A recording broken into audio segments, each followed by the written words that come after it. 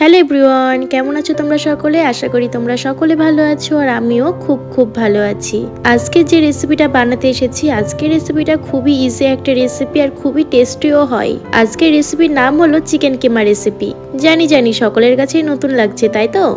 চলো এবার তোমাদের শিখিয়ে দিই কিভাবে রেসিপিটা বানাতে হয়। ফার্স্টেই কিন্তু তেল নিয়েছি কড়াইয়ে, তেলটাকে ভালো করে গরম করে দিয়েছি এর মধ্যে 5 ফোড়ন, পেঁয়াজ কুচি আর লঙ্কা কুচি দিয়ে কিছুক্ষণ এবারে নাড়াচাড়া করে ফ্রাই করে নেব। আর সব থেকে বড় কথা, এই রেসিপিটা কিন্তু খুব কম মশলা দিয়েই রেসিপিটা হয়ে যায়। খুবই ইজি একটা রেসিপি আর খেতে কিন্তু খুব সুন্দর লাগে।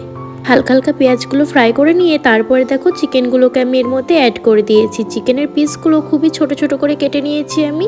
এখানে 3টে থেকে 4টে সলিড পিস চিকেন ছিল, সেই চিকেনটা দিয়ে আজকে রেসিপিটা বানাচ্ছি। চিকেনটা দিয়ে তারপর আমি স্বাদ অনুযায়ী লবণ দিয়েছি। এবারে খুব ভালো মতো করে এগুলোকে ফ্রাই করে নিচ্ছি। বাড়িতে যখনই চিকেন আনা হোক না কেন, কয়েকটা চিকেন আমি তুলে রেখে দিই, কারণ হুটহাট করে যখন চিকেন খেতে ইচ্ছা হয় তখন কিন্তু এভাবেই বানিয়ে খাই। সত্যি বলতে চিকেনেরই ফ্লেভার আসে এটাতেও, খেতেও খুব ভালো লাগে। তাই 3টে থেকে 4টে চিকেনের পিস ছিল, সেটা দিয়ে আজকে এটা বানাচ্ছি। কিছুক্ষণ পর নাড়াচাড়া করতে এবারে অ্যাড করলাম অর্ধেক টমেটো কুচি। যেহেতু চিকেনের পরিমাণটা খুব একটা বেশি না, ওই জন্য কিন্তু ওই একটা টমেটো অর্ধেক করে কিন্তু টমেটোটা দিলাম।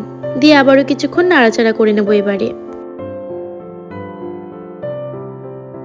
বেশ কিছুক্ষণ নাড়াচাড়া করে এবারে অ্যাড করছি এর মধ্যে গরম মশলা। এটা কিন্তু হোমমেড ভাবে বানানো। তারপরে অ্যাড করলাম পরিমাণ মতো হলুদ গুঁড়ো।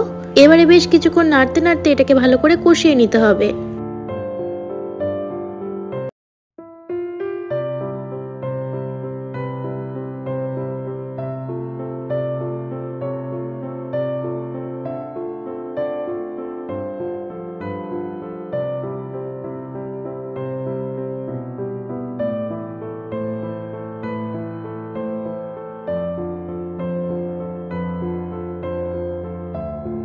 বেশ অনেকক্ষণ কষিয়ে নিয়েছি। এবার হালকার উপরে জল অ্যাড করলাম, দিয়ে আবারও নাড়াচাড়া করে ভালো করে এবারে ফুটিয়ে নেব।